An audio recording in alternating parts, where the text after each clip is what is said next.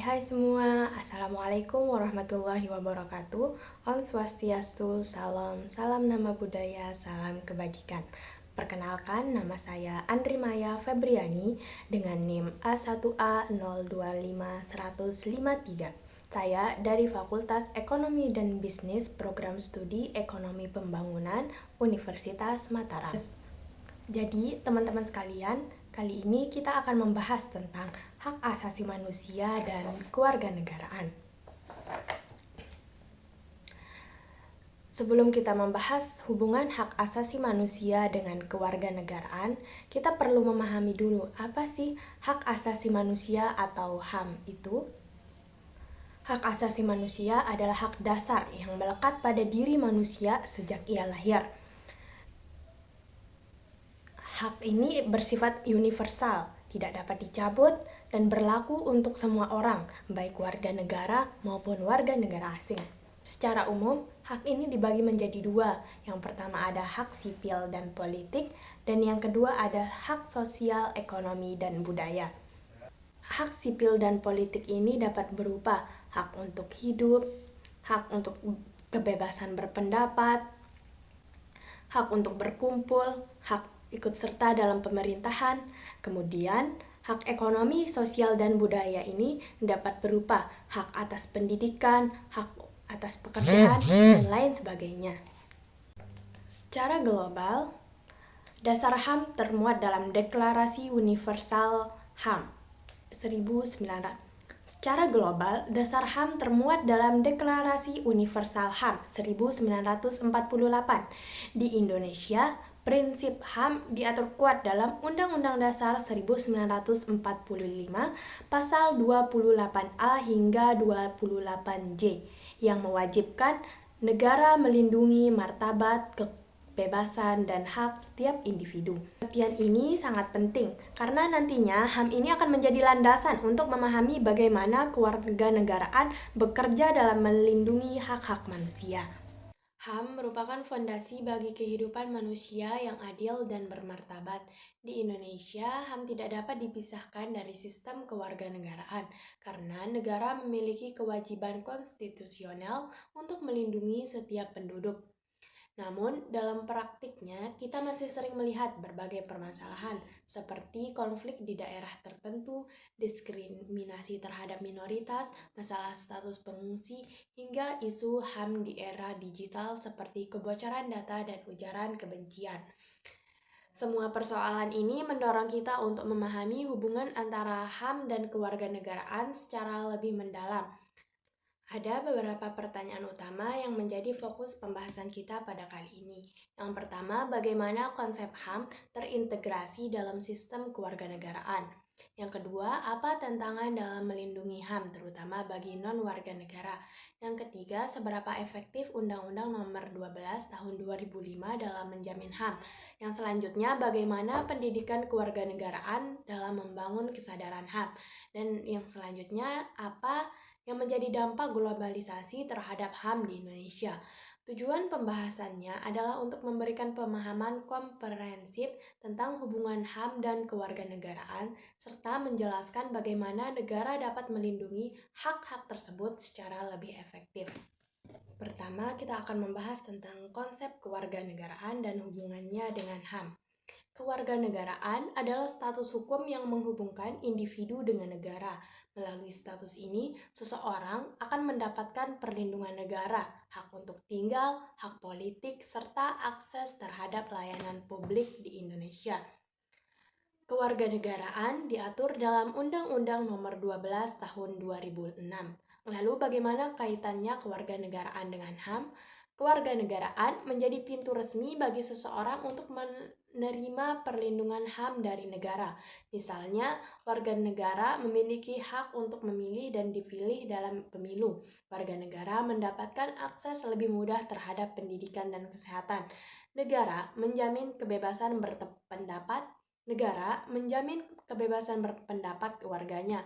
Namun, HAM justru berperan memastikan bahwa kewarganegaraan tidak digunakan sebagai alat diskriminasi. HAM mengingatkan negara bahwa semua penduduk termasuk non-warga negara tetap berhak atas perlindungan dasar seperti hak hidup dan bebas dari penyiksaan. Dengan demikian, HAM dan kewarganegaraan bekerja sebagai dua konsep yang saling memperkuat. Yang selanjutnya ada tantangan perlindungan HAM di Indonesia. Dalam pelaksanaannya, perlindungan HAM masih menghadapi banyak tantangan. Beberapa di antaranya, yang pertama ada diskriminasi terhadap non-warga negara. Pengungsi, imigran, atau pekerja migran sering tidak mendapat akses layanan dasar. Status kewargaan negaraan mereka yang tidak jelas membuat mereka berada di posisi rentan. Yang kedua, karena keterbatasan sumber daya. Negara sering memprioritaskan warga negara terutama dalam situasi krisis. Hal ini terlihat dalam penyaluran bantuan dan akses kesehatan. Yang ketiga, ada stigma sosial. Masyarakat terkadang memandang pendatang sebagai ancaman ekonomi dan keamanan. Stigma ini memperkuat diskriminasi di tingkat sosial. Yang keempat, ada tantangan hukum internasional. Indonesia telah mengadopsi berbagai perjanjian HAM, tetapi implementasinya belum optimal. Yang kelima ada faktor geopolitik dan globalisasi. Arus migrasi, perubahan iklim, dan konflik internasional menciptakan tantangan baru dalam perlindungan HAM lintas negara. Tantangan-tantangan ini menegaskan bahwa perlindungan HAM membutuhkan kerjasama antara negara dan masyarakat untuk memastikan keadilan bagi semua orang. Selanjutnya kita akan membahas tentang efektivitas Undang-Undang Nomor 12 Tahun 2005.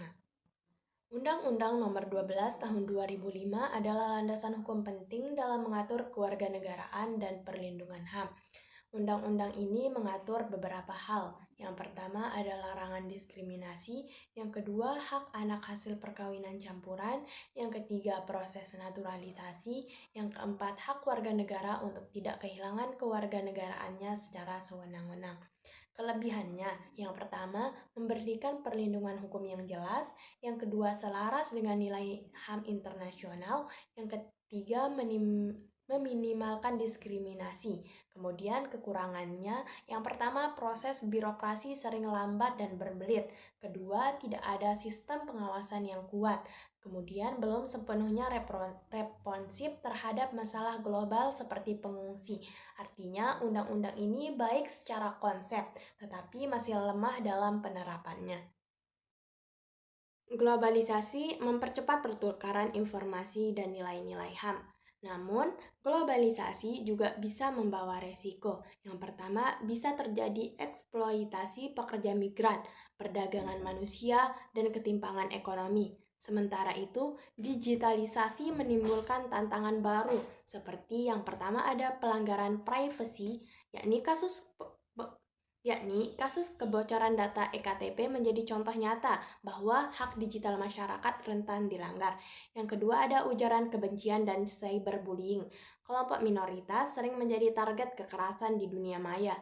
Yang ketiga, kesenjangan digital. Akses internet yang tidak merata membuat sebagian masyarakat tertinggal dalam pemenuhan hak pendidikan dan informasi. Masyarakat sipil berperan sebagai pengawas, pengingat, dan pendorong negara untuk menghormati hak asasi manusia.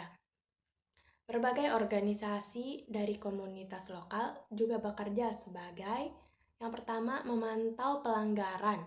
Yang kedua, mendampingi korban. Yang ketiga, memberikan edukasi kepada publik. Yang keempat, melakukan kampanye untuk keadilan sosial. Partisipasi warga, termasuk di media sosial, penting untuk memperkuat budaya hak asasi manusia di Indonesia. Dari seluruh pembahasan ini dapat disimpulkan bahwa hak asasi manusia dan kewarganegaraan itu saling bergantung satu sama lain. Kewarganegaraan memberi perlindungan hukum, sementara hak asasi manusia memastikan bahwa negara memperlakukan semua individu secara bermartabat. Meskipun Indonesia memiliki kerangka hukum yang kuat, tantangan implementasinya itu masih cukup besar. Karena perlindungan HAM tidak hanya menjadi tugas pemerintah, tetapi juga tanggung jawab seluruh warga negara. Dengan kerjasama dan kesadaran bersama, kita dapat membangun Indonesia yang adil, inklusif, dan menghormati martabat setiap manusia. Terima kasih sudah menyimak video ini. Mohon maaf apabila ada kesalahan kata, kesalahan informasi, dan kesalahan tindakan. Sekian, Assalamualaikum warahmatullahi wabarakatuh.